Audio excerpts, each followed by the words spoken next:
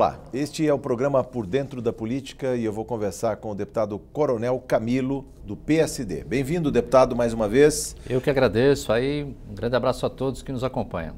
Prestando contas de mandato, deputado, vamos falar da questão dos bombeiros. Assistimos recentemente mais um incêndio na cidade de São Paulo, inclusive com desabamento de um prédio de 60 anos, que era um marco no centro velho de São Paulo, até pela arquitetura destacada que tinha. E a gente viu a presença, o trabalho dos bombeiros dia e noite trabalhando. Vamos falar um pouco sobre a valorização deste profissional.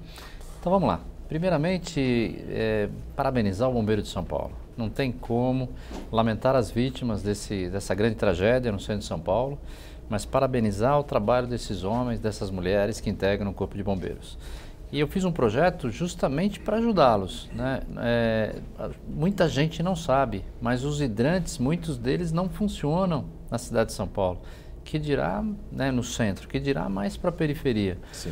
Então nós temos um projeto a pedido do próprio Corpo de Bombeiros. Esse projeto já vinha sendo trabalhado, né, e agora aproveitamos aí esse momento até para finalizá-los e apresentar. Esse projeto ele determina que qualquer novo empreendimento se pense nos hidrantes. Sim. Seja um loteamento, seja um empreendimento novo, sejam modificações em grandes áreas residenciais ou comerciais, né, e até industriais, que seja revista a planta de hidrantes. Além disso também, esse projeto obriga as concessionárias de água da cidade, né, no caso aqui de São Paulo, a Sabesp, a cuidar dos hidrantes. Disponibilizar não só o equipamento, mas a água. Porque muitas vezes a gente vê o hidrante e não tem água suficiente. Ou não tem pressão, né? Aconteceu isso nessa ocorrência. Nessa ocorrência do Lago do Paissandu, tivemos problema com água, né? O bombeiro teve problema lá teve que até dar uma reduzida no gasto de água por falta de pressão, por causa dos hidrantes. A manutenção dos hidrantes, né? Que tem que ser uma responsabilidade de quem fornece água, né? Então esse projeto, ele faz com que qualquer empreendimento novo tenha, qualquer reforma tenha, e o que é mais importante, que a companhia de água cuide dos hidrantes. E mais uma coisa que no interior, né, acontece muito, quando se usa água do particular, né, para que ele não se cobre essa água, né? Às vezes não tem hidrante na rua, pega a água do particular, acaba usando para combater um incêndio numa mata, por exemplo, que esse particular fique isento, né, do pagamento daquela água. Isso foi responsabilidade do próprio Estado. Sim. Então esse projeto agrega valor a esse grande trabalho, né? Fora tudo que o bombeiro já passa, né, todas essas diversidades, né, essa adversidade, desculpa, que ele tem aí numa ocorrência como essa, ainda tem que enfrentar esse problema da água, né? E tanto é que esse problema é tão sério que no Brasil, diferente de alguns países do mundo, a gente brinca... imagens aqui, inclusive, do centro ali.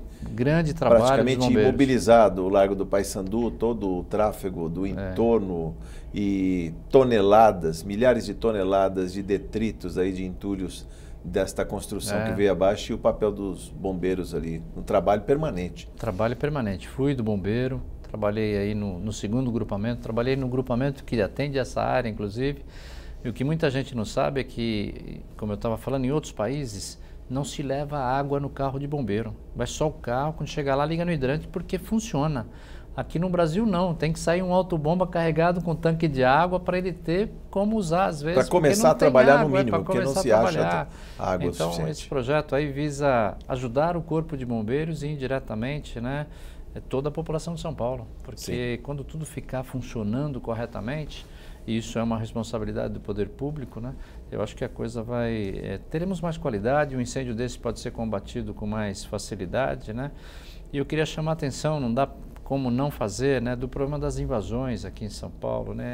Essa grande invasão, esse problema que teve aí, estão querendo por culpa, todos são culpados. É culpado o poder público que não fiscalizou, é culpado aí a fiscalização da própria prefeitura. Dos proprietários dos próprios imóveis também. Dos imóveis, que nesse caso porque não conservam, não fecham, não cercam, não vigiam, e depois vem a ocupação e ficam esperando que a própria indústria imobiliária repagine, retrofite o imóvel e depois disponibilize para essa população de baixa renda. Aí não dá, né? Mas todos são culpados, inclusive os invasores, tá bom? Sabem muito bem o que estão fazendo. Os invasores sabem que é uma área invadida.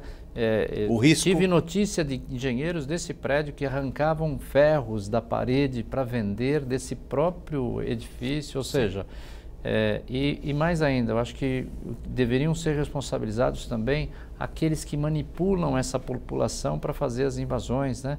Então, assim, a responsabilidade é de todos, não dá para eximir ninguém. Vamos torcer que as leis se tornem mais rígidas para que essas pessoas sejam responsabilizadas. O senhor tem diálogo permanente também com os bombeiros? Tem conversado? A gente tem sim. até outras fotos de bombeiros aí também. Nós trocamos, né, o comando do bombeiro agora, aí, recentemente. uma bela foto aí. Uma bela foto.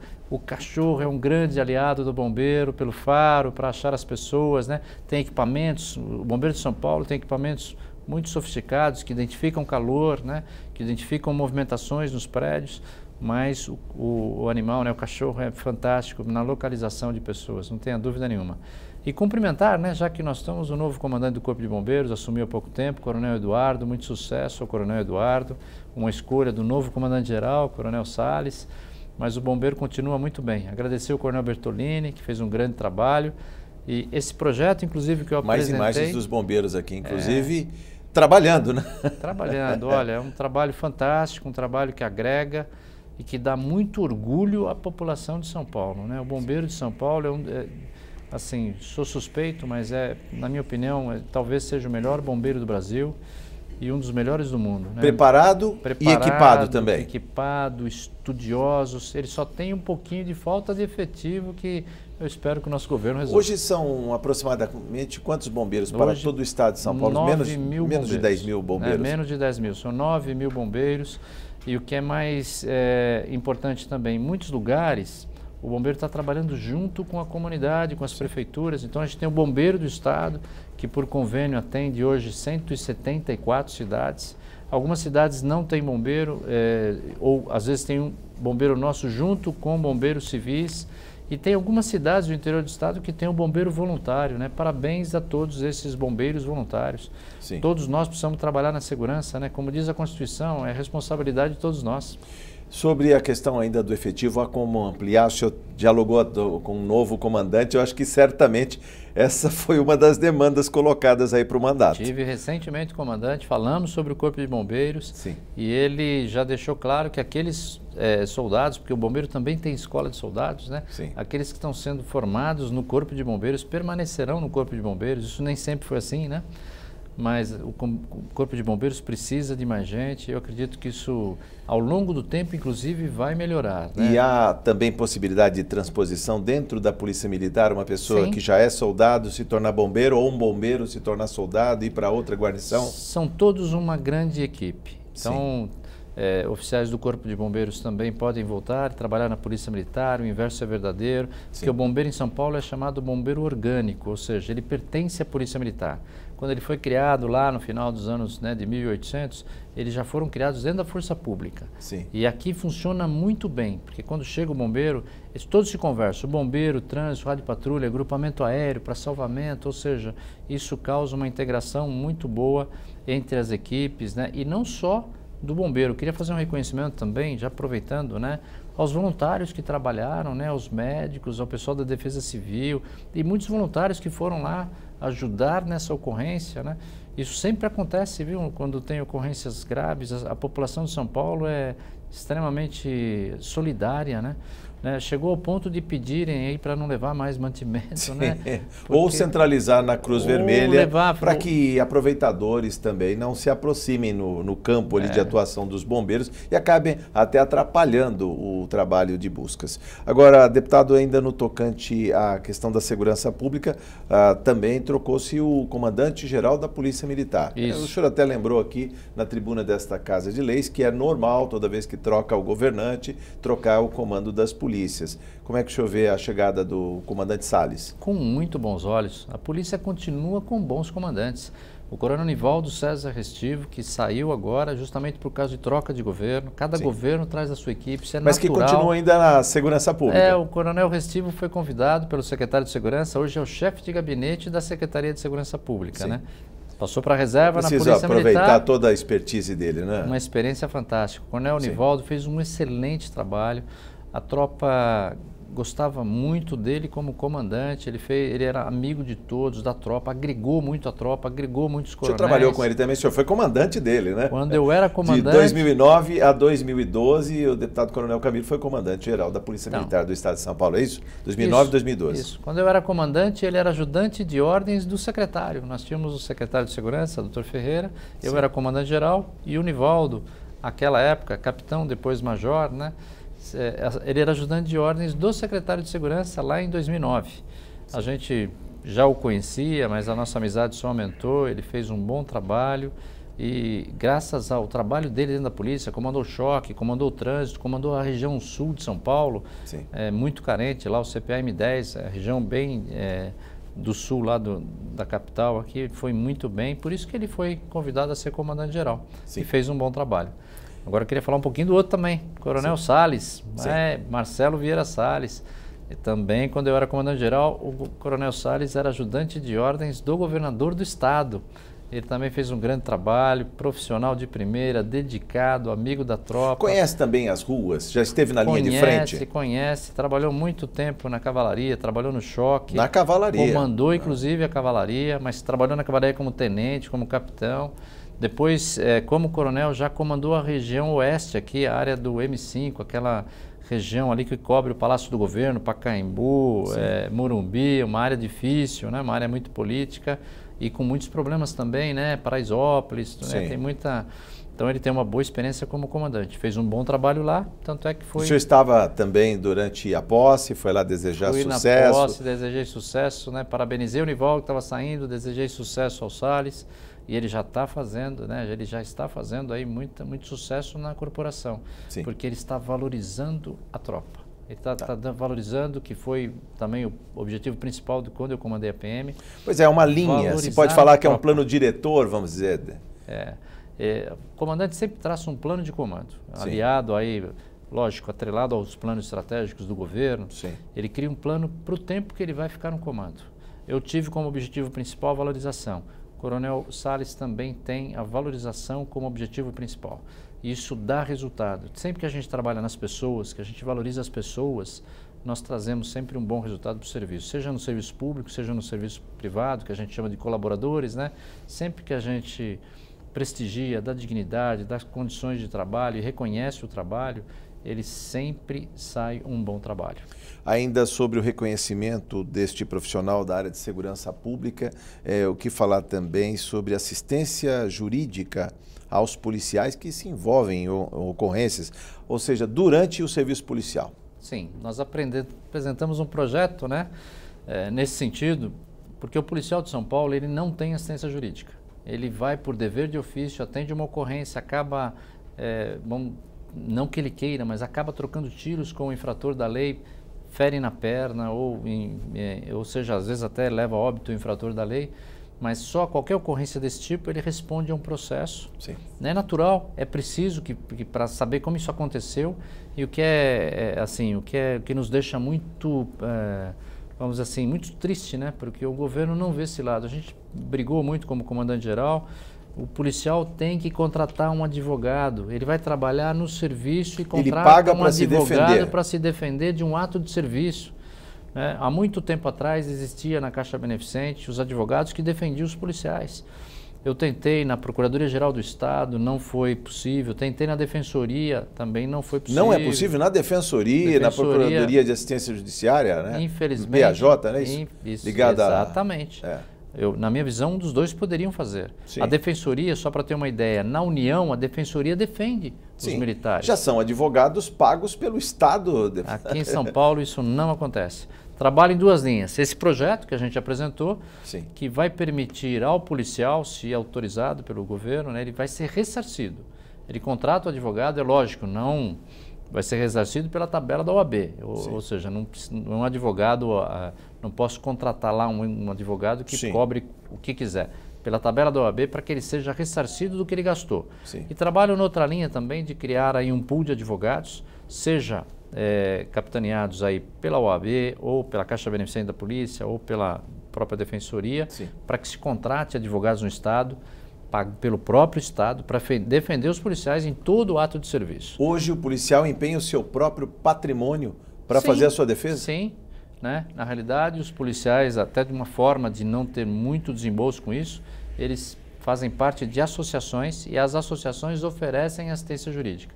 Nem sempre é da forma que nós gostaríamos que fosse.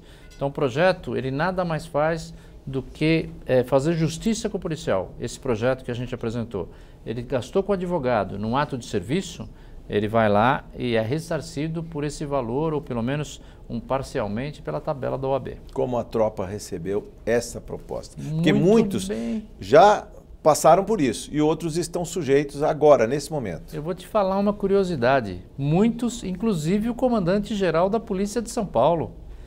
Eu recebi uma representação, na realidade uma não, recebi umas 3 ou 4 representações, né, por questões de atos que eu pratiquei como comandante-geral. E moveram ação pública. Quando é uma ação pública, a PGE não te defende, a Defensoria também não te defende. Porque é interesse difuso, vamos dizer assim. Porque eles sempre trabalham no polo ativo. Exato. Contra o agente que praticou qualquer ato. Como eu pratiquei um ato em serviço, eu contratei um advogado como comandante-geral para me defender de um ato que eu fiz como comandante. Então, assim, e o policial, que é aquele factual ali, né, no dia a dia, pior ainda, porque são 15 mil ocorrências por dia. Você que nos acompanha, a Polícia de São Paulo recebe perto de 150, né, 1000 ligações por dia no 90. 150 mil, 10% disso gera ocorrência policial, gera o despacho de uma viatura. Então 15 mil ocorrências, pelo menos aí uma boa parte dessas, infelizmente, tem confronto. Não porque o policial quer, mas porque a pronta resposta é grande, chega rápido, pega o infrator ainda em flagrante, tem lá a troca de tiros, infelizmente, e alguém sai ferido, e o policial tem que se defender. Então, todos estão sujeitos a isso. Por isso que esse é um reconhecimento. Falamos disso com o governador, Márcio França, né, numa visita que tivemos recentemente. A ideia é fazer com que o policial fique livre desse ônus que é causado pelo serviço. Não é ele que quis. Nós não estamos falando para defender o policial num ato fora de serviço, numa discussão com o vizinho, nada disso. É uma ocorrência policial que ele foi atender por alguém ligou 90 e ele precisa ser ressarcido disso. Deputado, sobre a questão das calúnias aí, mais um ponto. Vamos explicar aí para o nosso telespectador primeiro que vem a ser esse outro embate do seu mandato aí, a defesa intransigente. Quando alguém aí, nos agride, sim, nós vamos lá, nós pedimos indenização, nós movemos uma ação de danos morais, né? Sim. E quando agride um policial em serviço? Que é o Estado incorporado ali. É o Estado fardado. É o Estado fardado, né? O governador Márcio França usa uma expressão que eu achei muito feliz, essa expressão. Ele fala que o policial é a extensão da bandeira do Estado na ponta da linha. E é isso mesmo. Então, o policial é a representação do Estado. E muitas vezes quando ele chega na ponta da linha, ele é xingado às vezes nas redes sociais. A gente sabe que as redes sociais, às vezes até jornais de grande circulação, criticam a polícia, criticam a atitude de policiais, muitas vezes sem conhecer. Pois é. Fazem até calúnia de coisas que não aconteceram, né? Por ouvir dizer. Ainda mais com o Zap agora, rapidamente, né? Como dizem, né? E às vezes fica por isso mesmo. Então, qual que é a ideia? Nesse caso não é um projeto, é uma indicação para que todos saibam, é uma sugestão que o deputado faz ao governo do Estado. É uma indicação para que em todos os casos em que se exagerou, né, a liberdade de expressão ultrapassou o seu limite, passou a ser uma agressão por palavras a qualquer policial, a polícia militar ou a qualquer policial, a Corregedoria faça uma representação para a Procuradoria-Geral do Estado e se mova uma ação contra quem fez essa calúnia, essa difamação, contra quem praticou aí essa agressão por palavras a um policial ou à própria Polícia Militar. É também na defesa da dignidade desse homem, dessa mulher, desse bombeiro que a gente viu agora de pouco aqui na tela, do policial que está nos protegendo agora. Enquanto eu estou falando com você agora, tem um policial que está prevenindo, está lá na Rádio Patrulha, está patrulhando a cidade, não está deixando o crime acontecer. Esse jovem, essa mulher que veio da nossa sociedade, pessoas como nós, como o meu filho que também é policial, que resolveu entrar na polícia para escolher essa profissão, é para defender isso que a gente fez assistência jurídica, a gente está fazendo a indicação para o governo para que ele tenha a sua integridade, a sua moral preservada, né, com esse projeto, com essa indicação até, para que quem faça aí uma agressão à própria Polícia Militar, e ao policial militar, nesse jovem, essa jovem, que ele seja responsabilizado. É essa linha que a gente trabalha.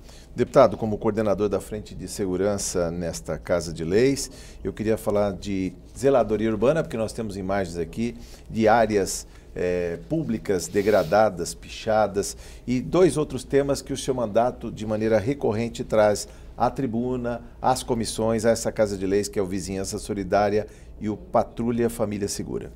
Então vamos lá, vamos falar dos 3 geral aí. Primeiro, apresentei também um projeto que vai obrigar quem faça qualquer dano ao patrimônio, né? Nesse caso, como nós somos do Estado, ao patrimônio público estadual, que ele seja obrigado a reparar o dano e, além de reparar o dano, que ele tenha uma multa do dobro do valor do dano que ele causou.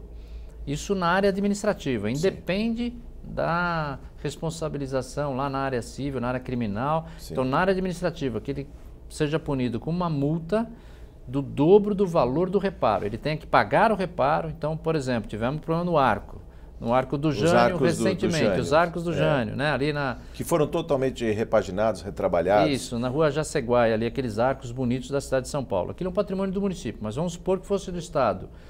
A reparação disso seria cobrado... Já está. Tá coberto aí, mas outra vez danificaram. A reparação... Coberto até para que não estimule outros pichadores. Exatamente. Vamos falar de teoria das janelas quebradas, né? Sim. Tem que manter um ambiente sadio, limpo. Então, nesse caso aí, o reparo seria pago por quem fez aí, né? Desde, lógico, de que ele seja pego. Por exemplo, lá o que aconteceu no pátio do colégio. No pátio do colégio, foi identificado. Então, ele teria que reparar e uma multa, o dobro do reparo também. Além de pagar o reparo, mais uma multa pelo dobro. O senhor está propondo, não só justiça, mas, digamos, deputado, uma via rápida para que administrativamente os cofres públicos não sejam sangrados, né? Sim. A pessoa vai lá, ele vai pagar até com a mão de obra, se ele não puder arcar com o custo da tinta que ele vai ter que reparar, mas seria o caso. A verdade é assim, nós precisamos diminuir a impunidade para tudo, para os atos de vandalismo também. Sim. Isso aqui porque a multa administrativa ela é rápida. Sim. O processo na área civil, na área criminal demoram. Sim. Isso causa até um sentimento de impunidade. Eu fiz e não vai dar nada. Sim. A multa não, é rápido, sente no bolso e vê que, olha, não posso fazer isso. E desestimula os demais, sem sombra de dúvida. Essa é a primeira coisa. Segundo aí é essa parte da Patrulha Família Segura. Isso é um projeto fantástico. Começou lá no Vale do Ribeira, na região de registro, né, do 14º Batalhão. É uma patrulha que faz a Lei Maria da Penha ser de fato executada. A Polícia Militar, uma patrulha formada por um homem e uma mulher, visitam a família, né, da mulher agredida, das crianças, na realidade da violência doméstica. Sim. E também visitam o infrator. Então, naquela região onde se implantou, né, tem lá uns 5, 6 municípios que já implantaram, né, a Patrulha Família Segura, que eu fiz um projeto para isso se transformar num programa do Estado de São Paulo. E que pode ser espraiado para muitos outros municípios, todos. A ideia, né, de fazer um programa... Porque violência doméstica não escolhe. Todos eles, ou seja, a gente tem a Lei Maria da Penha, muitas vezes não é aplicada. Nesse caso, a polícia faz aplicar e o mais bacana de tudo isso, quase 100% de êxito, ou seja... quase não há reincidência onde ela foi implantada. Tá? Vigilância? E por último, Vigilância Solidária. Esse é um projeto que eu divulgo com muita vontade de que todos apliquem isso no estado todo. É um projeto que dá certo. Por quê? Porque envolve a participação do cidadão. Vizinhança solidária, montar um grupo, aumentar o sentimento de pertencimento daquela rua, daquele quarteirão, as pessoas se cuidarem, ver quem está chegando, quem está saindo, usando 4 conceitos. Primeiro conceito, de pertencimento. Saber que a rua é sua e que eu tenho que cuidar. Sim. Segundo conceito, não ser indiferente. Ou seja, o que é cuidar? Não é lá consertar qualquer problema ou tentar pegar um agressor, mas sim ligar para a polícia, ligar para a companhia de água, de luz, o que tiver de problema. Ou seja, não ser indiferentes, agir. Terceiro, conceito de vizinhança. Né? A nossa família está muito mais próxima, às vezes, do vizinho do que da gente, que a gente trabalha. Né? Claro, então, conhecer o vizinho, não para ver o que ele tem na geladeira, mas conhecer o vizinho para saber que ele é meu vizinho, para conhecer, cumprimentar o meu vizinho, que é o conceito aí da vizinhança. E, por último, solidariedade. As pessoas se ajudarem, criar um ambiente melhor naquela rua, naquele bairro. Isso pode ser, começa com o WhatsApp, depois pode evoluir para as câmeras de monitoramento. Sim. E essas câmeras até com integração com o Detecta da Polícia de São Paulo. Projeto vitorioso, quem quiser conhecer tem no meu site, coronelcamilo.com.br, tem no site da Polícia Militar de São Paulo. Deputado, para encerrar, nesses menos de 2 minutos que nos restam, a questão da CPI Etos Condep. O senhor apresentou recentemente o relatório. Eu queria que o senhor fizesse uma consideração breve, que a gente pudesse falar também deste trabalho parlamentar. Então vamos lá. Condep, Conselho de Defesa dos Direitos da Pessoa. Excepcional, precisamos disso, é um grande conselho da Secretaria de Justiça, mas infelizmente teve um problema sério, com o seu vice-presidente envolvido com o crime organizado. Então nós fizemos a CPI, o Coronel Telhada presidiu, sou relator, fui relator da CPI, apresentei o relatório e sugerimos modificações importantes para o Condep. Primeira delas, triar quem vai fazer parte do Condep. Segundo, criar internamente uma comissão que faça uma auditoria permanente às funções do Condep. Terceiro, que o Condep, os seus membros não possam agir sozinho. E quarto, para que o governo dê condições financeiras para o Condep, para que ele tenha autonomia para que execute as suas ações. Ou seja, foi uma CPI propositiva, sim, chegou a um bom termo, cumpriu o prazo o órgão, e para fortalecer o Condep e evitar que tenha envolvimento crime como aconteceu. Foi uma CPI que, na minha visão, chegou ao seu resultado com muito resultado. Muito bem. Deputado, muito obrigado por sua entrevista. Foi um prazer conversar com o senhor. Volte mais vezes. Eu que agradeço. Um grande abraço a todos. Eu conversei com o deputado Coronel Camilo, do PSD. Você ficou por dentro da política. Muito obrigado por sua audiência.